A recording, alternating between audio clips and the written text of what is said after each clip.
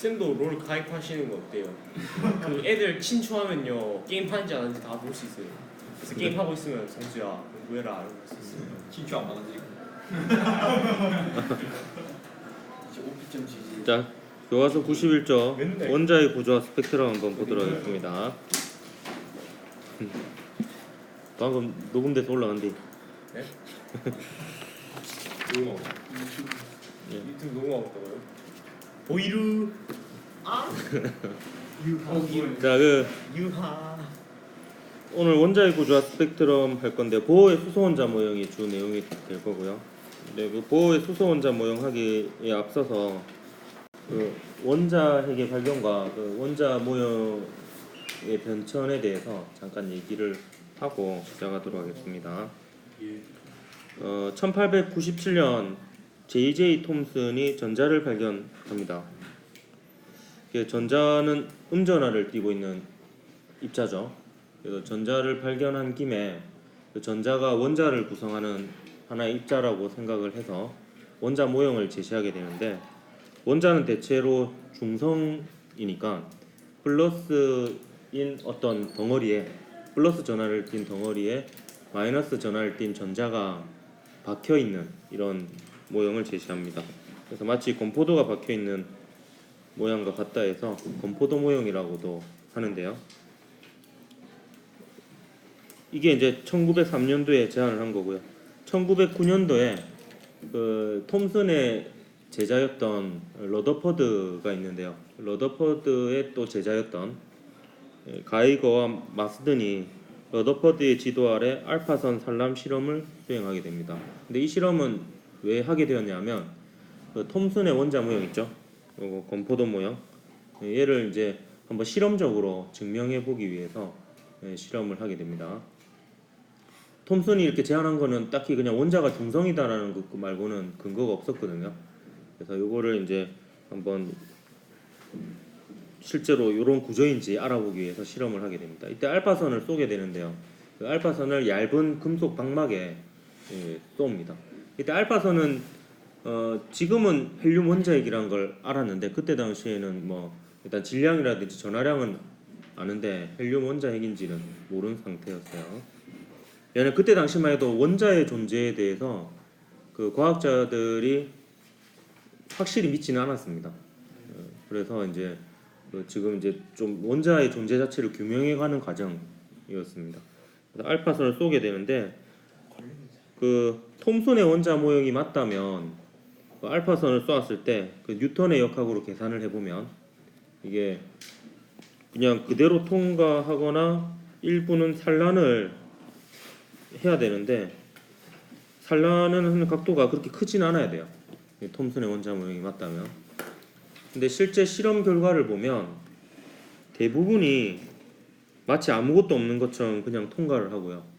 그 일부는 아주 극히 일부가 이제 알파선이 꺾이게 되는데, 근데 꺾이는 각도 자체가 너무 심하게 꺾여요. 그러니까 이게 그 뉴턴의 역학으로 계산을 해보면 그 톰슨의 원자 모형으로는 설명이 안 되는 그런 부분이 있었습니다. 그래서 이 가이거와 마스든의 실험 결과를 본 러더퍼드가 이런 표현을 써요. 이게 역사적으로도 유명한 말이거든요. 이거 마치 총을 휴지 조각을 향해 총을 쏘았는데 그 총알이 그 휴지 조각, 이건 종이 조각을 맞고 되튕겨 나온 것과 같은 현상이다 이렇게 얘기를 해요. 그러니까 톰슨의 원자 모형이 맞다면, 그러니까 톰슨의 원자 모형이 뭔가 틀렸다라는 거고요. 그럼 이게 맞으려면 그 원자를 구성하고 있는 입자의 질량이 대부분 아주 좁은 영역 안에 모여 있어야지 이게 설명이 돼요. 그래서 그 좁은 영역에 대부분의 질량이 모여 있는 이 부분을 원자핵이라고 정의를 하고 원자핵을 발견한 것으로 인정을 받게 됩니다. 이게 그 여러분 대학교 가면 현대물리학 책에 계산하는 과정이 나와 있어요. 그냥 뉴턴의 역학을 이용해가지고. 그럼 그 우리가 알고 있는 원자핵의 지름 있죠? 그거하고 굉장히 비슷한 값이 나옵니다. 실제로 러더퍼드가 수행했던 과정이고요. 우리가 지난 시간에 봤죠? 그 학성고에 농구공이 있다고 치면 한 저기 유니스트 정도까지는 아무것도 없었잖아. 그러니까 대부분이 알파선이 지나가는 게 맞죠. 그 농공하고 부딪힌 녀석 일부만 오늘 심하게 튕겨나가는 그런 일이 일어난 거죠. 그래서 러더퍼드가 원자핵이 포함된 원자 모형을 제시하게 됩니다. 이게 현재 그 미국 원자력위원회 마크에 새겨져 있는 러더퍼드 원자 모형이라 그래요. 그래서 중심에 원자핵이 있고 주변에 전자가 원운동을 하는. 그래서 마치 태양계하고 비슷하다고 해서 태양계 모형이라고도 합니다. 그래서 어느 정도 이제 원자의 존재에 대해서 사람들이 믿기 시작했어요. 그 아인슈타인이 브라운 운동을 설명한 게 있거든요. 그 꽃가루가 이제 물 위에서 이렇게 막 무작위적 운동을 하는 것을 그 분자의 충돌로 설명을 해요. 그렇다고 이제 원소의 방사성 변화에 대한 러더퍼드의 발견과 또 러더퍼드가 원자핵을 발견한 것 이런 일들이 쭉 이어지면서 그 그냥 이론적으로만 그 알려졌던 원자의 존재가 실험적으로 규명이 되기 시작하면서 이제 과학자들이 진지하게 원자의 존재를 받아들이기 시작합니다. 그래서 초창기 양자역학은 원자 물리학이라고도 불렸어요. 그 원자를 연구하는 과정에서 우리가 일상적으로 알고 있던 그 고전 물리학하고는 좀 다른 현상들이 많이 일어나고 고전 물리학으로는 설명이 안 되는 부분들이 등장하기 시작했거든요. 그게 이제 원자에 대한 탐구에서부터 시작이 되었다 이렇게 볼 수가 있습니다. 이게 톰슨과 러더퍼드의 사진이고요. 요 참고로 요 J.J. 톰슨의 아들이 J.P. 톰슨인데 부자지간에 노벨 물리학상을 받습니다. 요 톰슨은 입자로서의 전자를 발견해서 그 공로로 노벨 물리학상을 받고 아들이었던 J.P. 톰슨은 전자가 파동의 성질을 띈다라는 것을 밝혀내서 또 물리학상을 받아요. 되게 재밌죠. 아버지는 전자가 입자다, 아들은 전자가 파동이다로 이제 노벨 물리학상을 받습니다. 화학 아니에요? 그 좀 경계인데 물리학상을 받게 됩니다. 그리고 그 덴마크의 닐스 보가 있는데 그 덴마크의 닐스 보가 이제 유학을 하게 되는데 처음에는 그 톰슨에게 가요. 물론 이제 톰슨도 러더포드의 스승이기도 합니다. 근데 보가 처음에 톰슨에게 배우러 갔다가 되게 기대를 안고 갔는데 생각보다 톰슨이 제자들의 약간 연구나 이런 거에 관심이 별로 없었다고 해요. 그래서 별로 배운 게 없어가지고 그 러더포드에게로 다시 갔다고 합니다. 러더포드는 이제 좀 제자들을 연구에 진심으로 관심을 가지고 뭐 이렇게 되게 많은 조언도 해주고 교육에 많이 신경을 썼다 하더라고요. 그래서 실제로 보어가 러더포드 밑에서 많은 것을 배우고 또 발견하고 이렇게 하게 됩니다. 별로 안 듣네요. 예, 뭐가? 예, 장수하셨죠, 좀. 그때 지금은. 아들이 노벨 물리학상 받는 거 보고 돌아가셨어요. 그 가정과 연구에 충실해가지고 제자들은 잘 안 기억나. 뭐 많고 제 추측입니다, 그거는. 추측이고. 근데 러더퍼드는 좀 약간 지금으로 치면 현재 과학계의 흐름하고 맞게 협동 연구 이런 걸 되게 잘 하고 그런 능력이 뛰어났다고 합니다. 뉴질랜드 사람이에요. 영국까지 이제 공부하러 간 거죠. 러더퍼드 원자 모형에 근데 문제점이 있습니다. 아주 그 원자핵이라는 것은 설명이 되었지만, 그러니까 큰 문제점이 두 개가 있었는데 하나는 원운동이 문제가 됐어요. 전자가 원운동하는 것은 맥스웰의 전자기하학의 이론에 의하면 가속운동이거든요. 원운동은. 그럼 가속운동하는 전자는 전자기파를 반드시 방출해야 됩니다. 왜냐면 전자기파도 에너지의 한 형태니까 에너지를 금방 잃고 전자가 원자핵 속으로 빨려 들어가야 되는데 이거를 이제 고전 물리학으로 계산해 보면 1초도 안 걸려요. 그러니까 세상의 모든 원자들이 금방 붕괴하고 우주가 없어져야 되죠. 그런데 그런 일이 일어나지 않으니까 이게 문제점이었고요. 그다음 이 과정에서 전자가 다양한 에너지를 빛의 형태로 방출할 수 있거든요. 근데 빛의 에너지는 진동수하고 관련 있고 색깔하고 관련이 있어요. 그러면 원자를 들여다봤을 때 원자에서 나오는 빛의 색깔은 매우 연속적으로 다양한 색깔이 나와야 돼요. 근데 실제로 그 수소 원자에서 나오는 빛의 색깔을 분석해 보면 이렇게 특정 색깔의 빛만 나옵니다. 이걸 이제 불연속 스펙트럼이라고 하거든요. 선 스펙트럼. 이 선 스펙트럼이 또 러더포드 원자 모형은 설명이 안 되는 이 커다란 두 가지 문제점이 있게 됩니다. 하나는 안정적이지 못하다는 것과 실제로 원자를 관찰했을 때 특정 색깔의 빛만 보인다는 것. 요 두 개가 해결이 안 되는 난제였는데 요걸 해결한 사람이 그 덴마크의 물리학자이자 아주 그 굉장히 유명한 물리학자입니다. 닐스 보어가 이제 요걸 해결하게 됩니다. 아인슈타인과 절친이었다. 절친이면서 그 물리적 견해에 대해서는 서로 상반된 의견을 가졌던 평생의 친구이자 라이벌이었던 고입니다. 그 얘기를 본격적으로 하기 전에 스펙트럼에 대해서 먼저 설명을 하고 시작을 하도록 하겠습니다. 우선 연속 스펙트럼부터 얘기를 할 텐데 요 백색광이라는 게 있어요. 그러니까 색깔이 흰색으로 무색으로 보인다라고 해서 이제 백색광이라고 하는데 요 백색광의 대표적인 예가 햇빛, 그러니까 태양이라고 할게요. 햇빛이라고 할까? 햇빛이 우리말이야, 순 맞지? 태양에서 나오는 빛. 그리고 백열등. 그러니까 태양에서 나오는 빛하고 백열등에서 나오는 빛이 대표적인 백색광인데요. 그러니까 모든 색깔의 빛이 다 들어있다 이렇게 보면 되겠습니다. 그렇게 될 수 있는 이유가 열 진동에 의해서 나오는 빛이거든요. 그러니까 열이라고 하는 게 무작위적인 진동이니까 다양한 진동수가 있을 수 있어요.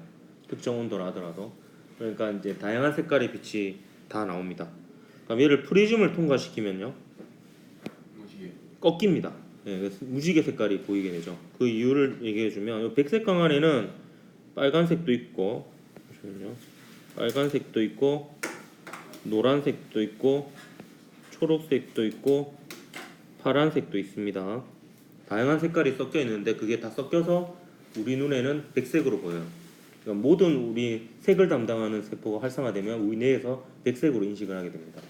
근데 얘가 프리즘 속에 들어가면 얘가 진공이나 공기 중에서는 속도가 똑같은데 프리즘 속에 들어가면 속도가 다 느려지는데 진동수가 클수록, 그러니까 빨주노초 파남보 보라색 쪽으로 갈수록 속도가 더 많이 느려지고요. 그러니까 속도의 차이에 의해서 굴절이 되는데 진동수가 클수록 더 많이 굴절이 됩니다. 그래서 빨간색은 조금 꺾이고요. 노란색은 빨간색보다는 많이 꺾이고, 그다음 초록색은 또 노란색보다 더 많이 꺾이고, 파란색은 또 초록색보다 더 많이 꺾이게 됩니다. 그래서 프리즘을 통과하고 나면 색깔이 분리되어서 원래 빛에 어떤 진동수의 색깔, 어떤 진동수의 빛들이 있는지를 분석할 수가 있습니다. 이게 스펙트럼이에요. 그래서 빛의 진동수에 따라서 그 매질 속에서의 속력이 달라져서 꺾이는 정도가 달라져서 색이 분리되는 이 현상을 몰라도 됩니다. 참고로 분산이라고 합니다. 그래서 분산을 이용해서 그 색을 분석할 수가 있습니다. 빛 속에 들어있는 색깔을. 프리즘을 이용하는 방법도 있고요. 회절 격자를 이용하는 방법도 있는데 빛이 좁은 틈을 지나가게 되면 퍼져나가거든요. 회절이 일어나거든요. 에도라가서. 근데 그게 또 진동수에 따라서 그 정도가 달라요. 그래서 좁은 틈을 통과시켜도 색깔이 다르게 나옵니다. 어쨌든 색깔을 분리해서 분석하는 과정을 스펙트럼 분석이라고 이렇게 얘기를 합니다. 이 분리된 색깔을 스펙트럼이라고 보면 돼요. 그래서 일반적으로 이제 백색광은 연속 스펙트럼을 보이고요. 그 러더포드 원자 모형에 의하면 원자에서 나오는 빛에 대한 제한 사항이 아무것도 없기 때문에 사실 원자를 봐도 모든 원자가 똑같이 백색광이 보여야 되는데요. 그러니까 그 연속 스펙트럼이 보여야 되는데 실제로는 이제 이런 형태의 스펙트럼이 보입니다. 요 스펙트럼의 이름이 흡수 스펙트럼이에요. 왜냐하면 일부 색깔이 흡수되어서 검게 보여요. 약간 지금 스포를 하고 있는데, 그러니까 특정 원자는 특정 색깔의 빛만 흡수를 하거든요. 그러면 그 부분은 검게 보입니다. 이건 둘 다 지금 수소의 스펙트럼이고요. 그리고 요 흡수 스펙트럼을 어떻게 구할 수 있냐, 어떻게 관찰할 수 있냐면 백색광을 어떤 기체에다가 이제 비춰줘요. 근데 이 기체는 이제 저온의 기체입니다. 왜냐면 좀 에너지가 낮은 상태여야지 흡수가 잘 되거든요. 그래서 저온의 기체, 수소 기체 쏘게 되면 수소 기체는 특정 색깔의 빛만 흡수를 해요. 좀 이따 그 이유를 설명할 겁니다. 특정 색깔의 빛만 흡수를 하고 재방출할 때는 온 사방팔방으로 재방출하기 때문에 프리즘 쪽으로는 거의 극히 일부만 가게 돼서 어둡게 나타나는 겁니다. 이게 이제 흡수 스펙트럼이고요. 방출 스펙트럼은 이제 수소 기체와 같은 그 기체를 어떤 그 유리관 안에 놓고요. 유리관 안에 놓고 그 다음에 거기에 이제 전극을 설치하고요. 그 전극에 높은 전압을 걸어주면 여기서 이제 전기 에너지에 의해서 수소 원자 내 전자가 에너지를 얻었다가 전자가 다시 에너지가 낮은 상태로 되면서 좀 이따 다시 설명할게요. 이 부분은 어쨌든 특정 에너지의 빛만 또 방출을 하게 돼요. 특정 진동수의 빛만 방출을 해서 그 부분만 밝게 보이는 거예요. 그래서 이 특징적인 부분에 이름을 붙입니다. 여기는 시커먼 부분이 특징적이죠. 이게 그 흡수에 의해서 나타났기 때문에 흡수 스펙트럼이라고 하고요. 여기는 이 밝은 부분이 선으로 나타나죠. 그래서 선 스펙트럼 이렇게 얘기를 합니다. 그리고 이 때에 따라서는 이렇게 흡수선 스펙트럼, 방출선 스펙트럼 이렇게 표현하기도 합니다. 책마다 표현 방법이 조금씩 달라서 다 알아두면 좋을 것 같아요. 공통적으로 흡수 스펙트럼하고 선 스펙트럼은 뭔가 나타나는 선들이 불연속적이죠. 그래서 얘를 불연속 스펙트럼이라고 합니다. 요 불연속 스펙트럼이 러더포드 원자 모형으로는 설명이 되지 않고 보어의 원자 모형으로 설명이 되는 이런 부분이 되겠습니다. 이 부분은 제가 보어의 원자 모형 하고 나서 다시 설명을 하도록 할게요.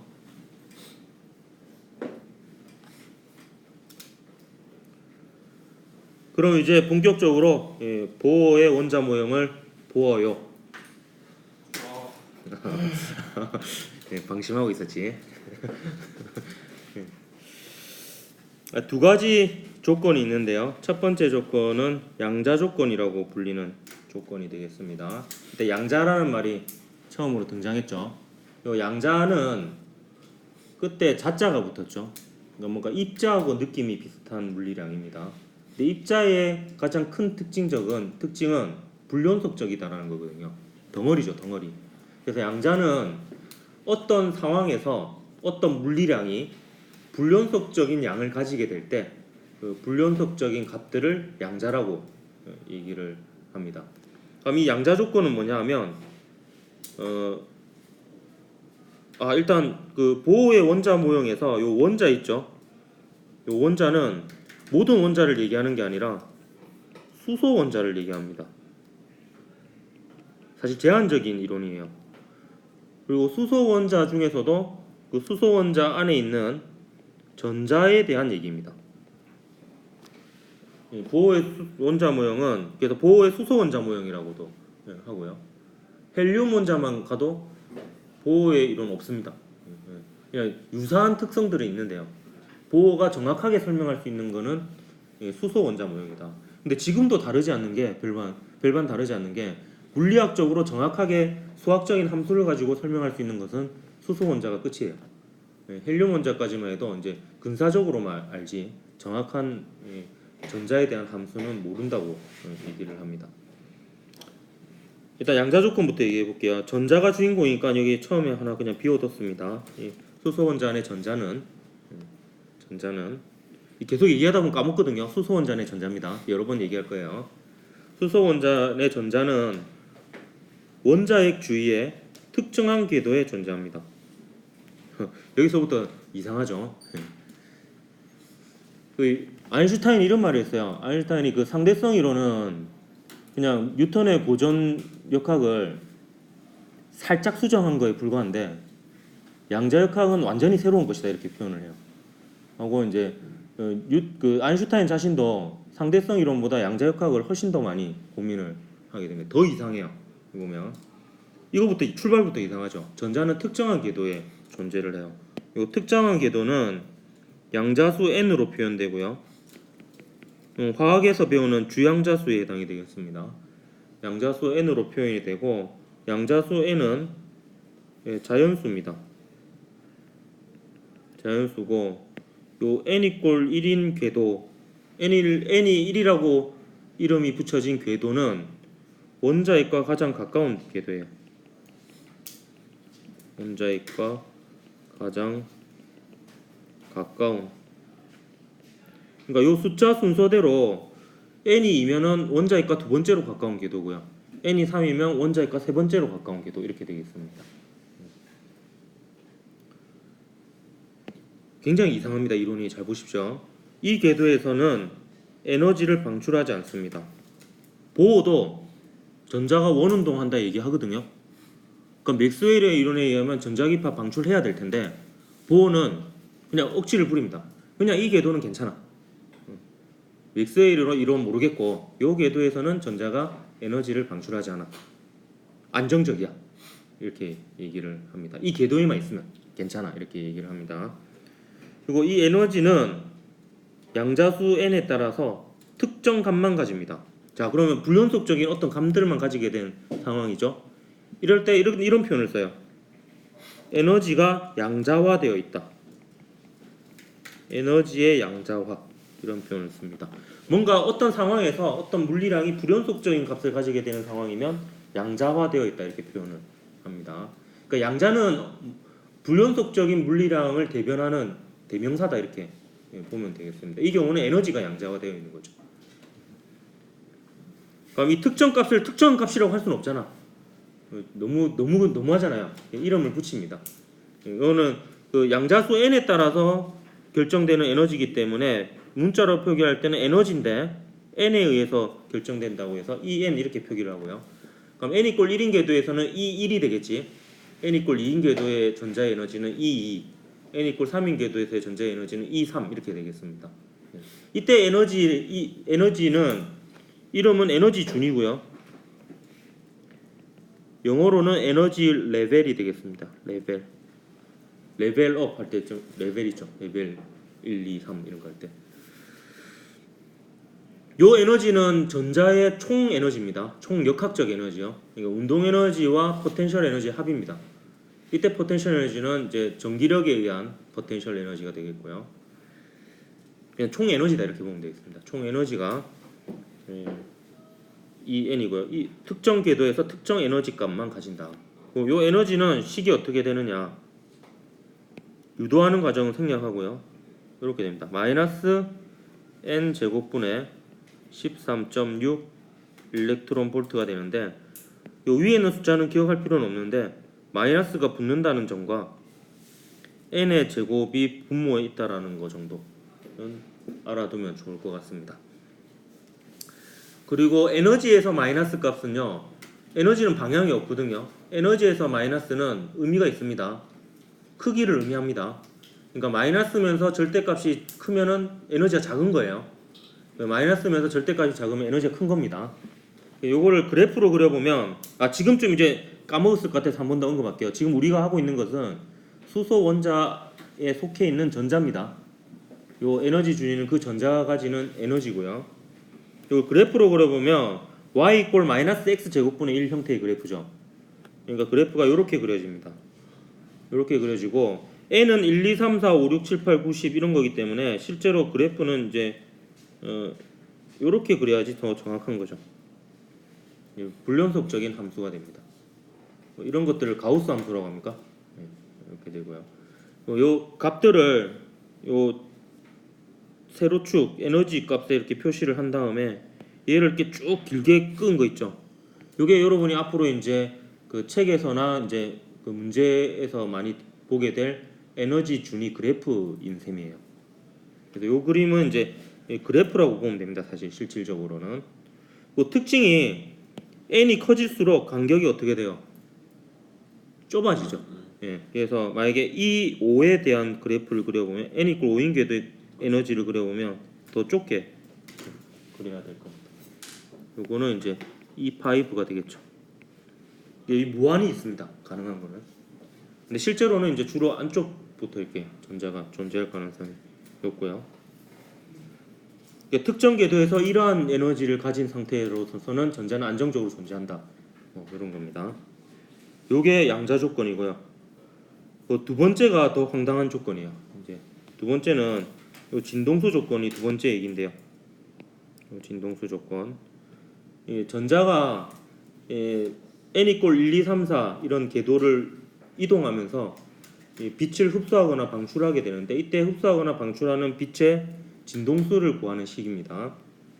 근데 이거는 전자의 이동에 의해서 일어나는 현상인데요. 전자의 이동을 줄여서 전이라고도 합니다. 근데 이 전이가 매우 이상한 거예요. 이 전이를 다른 말로 이제 양자도약이라고 하고요. 요거는 공식적인 용어고요. 제가 이해를 돕기 위해서 주로 이제 표현하는 방법은 순간이동이라는 표현을 써요.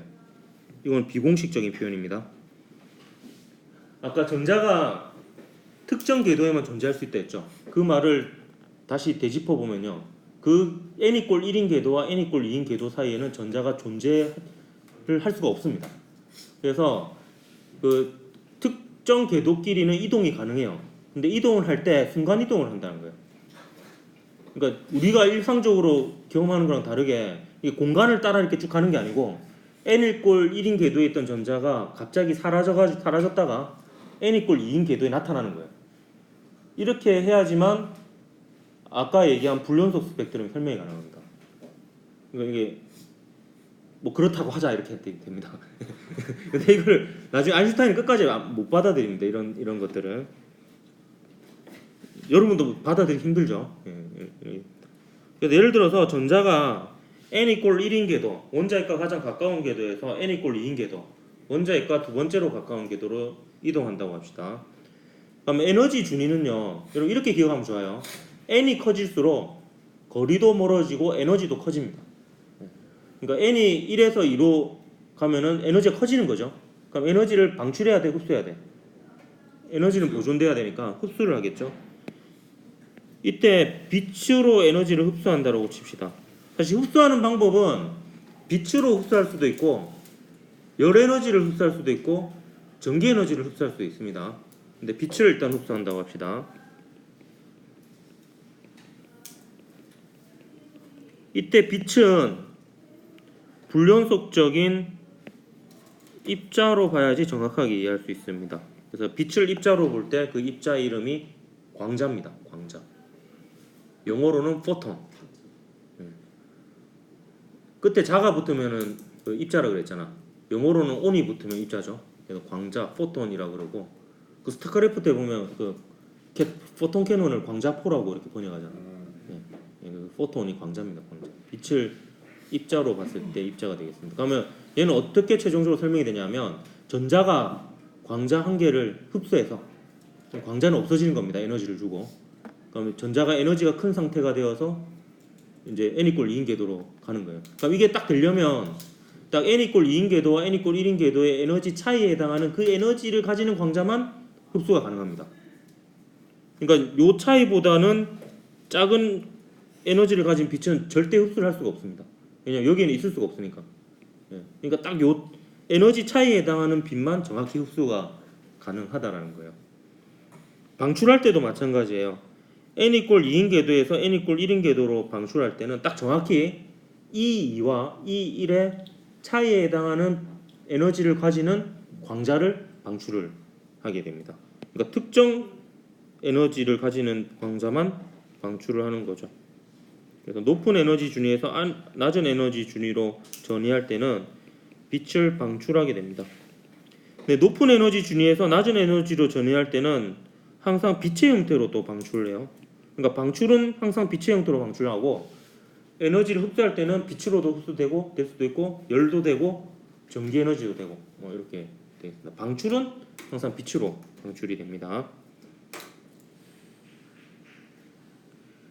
그럼 이때 흡수하거나 방출하는 빛, 즉 광자 한 개입니다.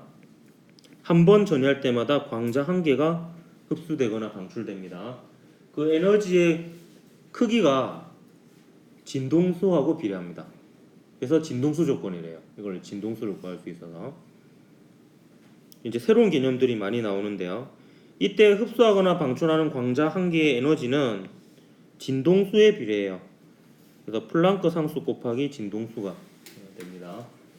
이 플랑크 상수는 이제 양자역학에서 자주 등장하는 상수가 되겠는데요. 굉장히 작은 숫자예요.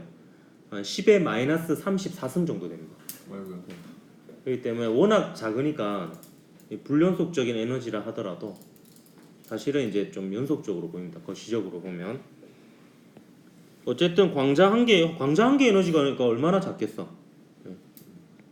이렇게. 이게 근데 되게 작은데요. 우리 눈이 굉장히 성능이 좋아요. 그 실험을 해봤대요. 광자 몇 개면은 우리 눈에서 빛이 있네라고 인식을 하는지를 몇 개일 것 같아요. 10개 정도. 네. 근접했습니다. 광자가 엄청 작을 거 아니야. 되게 작은 단위잖아요. 네. 근데 실제로 실험을 해보니까 두세 개면은 빛이 있네 이렇게 인지를 한대요. 그러니까 우리 눈이 진짜 민감한 그 센서라는 거죠. 굉장히 이제 소중한 몸이 1000냥이면 눈이 9000냥이라고 하잖아. 몸이 1000냥이면 눈이 9000냥이 말이 안 되죠. 몸이 1000냥이면 눈이 900냥이라고 하죠. 그런 말 들어본 적 있나? 아니요. 그만 생각해보면 눈으로 거의 모든 정보를 우리가 많이 인식을 하잖아요. 광자 한 개 에너지는 이렇게 됩니다. 빛의 진동수에 비례하고요. 요거는 상수입니다. H는. 자, 근데 또 요런 식이 있어요. 요 C는 뭐냐 하면 특수상대성 이론에서 나왔죠. 빛의 속력이에요. 근데 계속 왔다리 갔다리 하는데요. 방금은 빛을 입자라고 했는데 요거는 또 파동의 속력이에요. 빛을 파동으로 봤을 때. 왜냐하면 결과적으로는 빛은 입자이기도 하고 파동이기도 하거든요. 근데 빛의 속력은 빛의 파장과 빛의 진동수의 곱이에요. 그 파장은 나중에 또 파동할 때 배우겠지만 파동이 그 똑같은 패턴이 연속적으로 반복되는 거잖아요. 그때 똑같은 패턴 최소 단위의 길이가 파장이고 그리고 진동수는 1초에 몇 번 진동하느냐 뭐 이런 겁니다. 어쨌든 요 식에서 보면 얘가 또 상수거든. C가 상수이기 때문에 F 대신에 람다분의 상수 람다분의 C를 집어넣으면 광자 한 개의 에너지를 이렇게 표현할 수도 있습니다. 그러니까 이때 이제 플랑크 상수하고 빛의 속력은 둘 다 상수죠.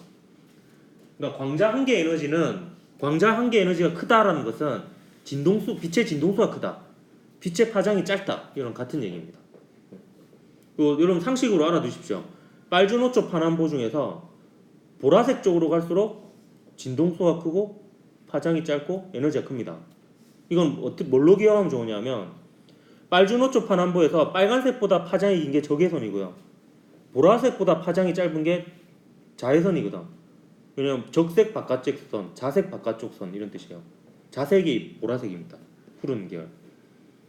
여러분이 적외선 차단 크림을 바릅니까? 자외선 차단 크림을 바릅니까? 자외선 차단 크림을 바르죠. UV, 안티 UV죠. 울트라 바이올렛, 초보라색. 이거든요. 그러니까 에너지가 크니까 차단하겠지. 그렇게 그런 느낌으로 보라색 쪽에 에너지가 큽니다. 그러면 흡수하거나 방출하는 광자 한 개 에너지의 크기 혹은 진동수의 크기, 파장의 길이는 어떻게 결정되느냐? 그러니까 넘나드는 두 에너지 준위의 차이가 됩니다. M이나 N이나 둘 다 그냥 양자수 N입니다. 근데 이제 그냥 구분하기 위해서 이렇게 한 거예요. 그래서 계산할 때는 양자수가 큰 쪽에서 양자수가 작은 쪽으로 에너지 준위를 빼주면 돼요. 그럼 그게 에너지 차이가 해당이 되겠죠. 요게 흡수하거나 방출하는 광자 한 개의 에너지 크기가 됩니다. 그러면 요 에너지 준위가 불연속적인 특정 값을 가지잖아요. 그럼 에너지 준위의 차이도 불연속적인 특정 값을 가지겠죠. 그럼 흡수하거나 방출하는 광자 한 개의 에너지도 불연속적인 특정한 값을 가질 거고 따라서 흡수하거나 방출하는 광자의 진동수도 특정 진동수만 보이니까 특정 색깔만 보이는 거예요. 진동수가 그 색깔이거든요. 그렇죠? 그래서 불연속 스펙트럼을 요 식으로 정확하게 설명이 가능합니다. 그래서 그 보어가 계산한 식에서 수소에서 나올 수 있는 빛의 진동수하고 실험에서 측정한 빛의 진동수가 완벽히 일치하기 때문에 보어가 이상한 얘기를 했지만 순간이동하고 특정 궤도에 있고 이런 게 진지하게 받아들여졌습니다. 그 이후에 또 다른 원소들도 불연속적인 스펙트럼이 다 보이고 하니까 여러 가지 근거에 의해서 보어의 이론이 받아들여집니다. 신기하죠? 그리고 좀 추가 설명을 하도록 할게요. 자, 이불로 파란색으로 지금 하나 그릴 거예요. 뭐냐면 n 이퀄 2인 궤도에서 1인 궤도로 3에서 1로 4에서 1로 5에서 1로 전이하면서 방출하는 빛은 자외선입니다. 지금 이쯤 되면 또 까먹었을 것 같아서 얘기하면 수소 원자의 전자에 대해서 얘기를 합니다. 지금 요게 그래프라고 볼 수 있다 그랬잖아요. 그럼 요 길이가 방출하는 광자 한 개의 에너지의 크기라고 보면 되겠습니다. 그럼 1하고 2 사이가 가장 크니까 최종적으로 1로 떨어지는 것들이 빛이 진동수가 제일 큽니다. 근데 이게 자외선이에요. 수소 같은 경우에는. 그리고 n 이퀄 2로 떨어지는 녀석들이 전부 다 가시광선 영역이에요. 우리 눈에 보이는 거죠. 그 다음 n 이퀄 3으로 떨어지는 녀석이 적외선입니다. 요거는 알아야 되고요. 참고로 이 자외선을 라이먼 계열이라 그러고요. 사람 이름입니다. 요 가시광선을 발머 계열이라 그러고요. 적외선을 파셴 계열이라고 합니다. 요거는 기억 안 해도 됩니다. 하지만 자외선, 가시광선, 적외선이라는 것은 기억을 좀 했으면 좋겠고요. 몇 분까지고?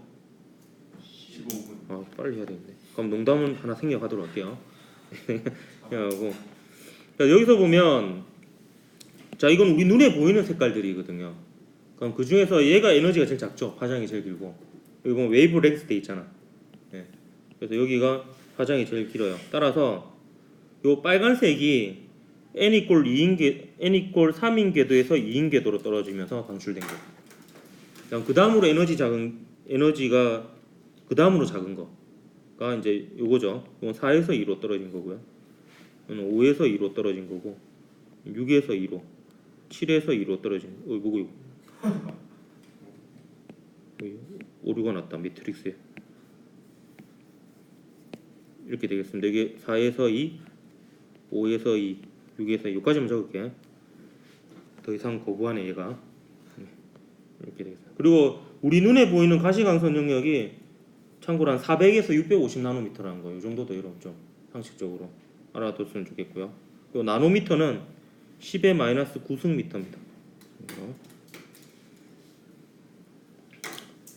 자, 그 다음 또 이게 특징이요. 보면 여기 어떤 문제에서 나온 건데 저 기역, 니은, 디귿은 전부 다 n 이퀄 2인 궤도가 최종 도착지죠. 얘는 어떤 영역이겠어? 가시광선 영역입니다. 짝을 지어볼까요? 이 중에서 에너지가 제일 큰 게 디귿이죠. 디귿이 A가 되겠습니다. 에너지가 가장 작은 게 기역이죠. 요게 이제 C예요. 근데 잘 보면요, 니은하고 디귿 사이의 에너지 차이는 요만큼 차이 나요. 근데 기역하고 니은 사이의 에너지는 요만큼 차이 나죠. 그러니까 에너지가 클수록 광자의 에너지 차이가 작게 나고요. 그럼 진동수 차이가 작게 나가니까 프리즘에서 꺾이는 정도도 작게 납니다. 그래서 인접한 스펙트럼 선 사이의 간격이 좁을수록 에너지가 큰 쪽이에요. 진동수가 큰 쪽이고 파장은 짧은 쪽입니다. 그래서 좀 어려운 문제는요, 요 파장이 어디가 길고 짧은지 안 나와요. 안 나와도 요 선 사이의 간격이 좁은 쪽이 에너지가 큰 쪽이다 라는 것을 요걸로부터 추론을 할 수가 있습니다. 그렇게까지 나오면 이제 좀 많이 어려운 문제가 되겠다. 여기까지 하고 풀어보도록 할게요. 자, 그림은 보호의 수소 원자 모형에서 전자가 n 이퀄 1인 궤도를 따라 원운동하고 있는 모습을 나타낸 것입니다. n은 양자수이고요. 옳은 것을 골라라. 기억, 원자핵과 전자 사이에는 서로 당기는 전기력이 작용하죠. 원자핵은 플러스, 전자는 마이너스 전하를 띱니다. 전자가 n 이퀄 1인 궤도를 따라 원운동하는 동안 전자기파가 방출되지 않는다라고 했죠. 맥스웰의 전자기 이론 모르겠고 보호는 안 된다 이렇게 얘기를 했습니다.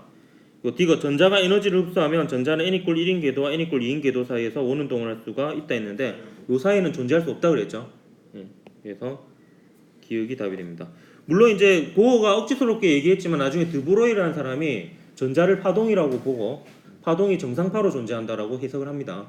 파동, 정상파는 영원히 진동할 수 있거든요. 그래서 해결이 됩니다. 나중에는. 오른쪽 문제 보면 그림은 보호의 수소 원자 모형에서 n 이퀄 1인 상태에 있던 전자가 에너지 EA인 빛 A를 흡수해서 이게 EA가 되겠네요. 그 다음에 n=2인 상태로 전이한 후 다시 에너지가 EB인 빛 B를 흡수해서 n=3인 상태로 전이하는 과정을 나타낸 겁니다. 표는 양자수 n에 따른 에너지 준위 이 n을 나타낸 거고요. 옳은 것을 골라라 했습니다. 자, 이 그림을 가져온 게요. 네, 이 그림은요 그림이에요. 그러니까 그래프가 아닙니다. 그러니까 요거하고 좀 다릅니다. 요런 그래프 있었잖아요. 좀 전 했죠. 이게 이제 1을 나타내고 2, 3 이런 걸 나타냈잖아요. 요거는 그래프예요. 그래프고 요거랑 같은 게 아닙니다. 그러니까 오른쪽은 약간 잘 보면요. 1하고 2 사이의 거리하고 2하고 3 사이의 거리 보면 이게 더 좁죠. 근데 이게 에너지 차이가 아니라는 거예요. 에너지 차이는 요 사이가 요 사이보다 더 큽니다. 그래서 그걸 오해하는 경우가 있어서 이걸로 이 그림을 좀 가져왔습니다. 자, 일단 기억 볼게요. EA 더하기 EB는 12.1 일렉트론 볼트라 했는데, 자 보십시오.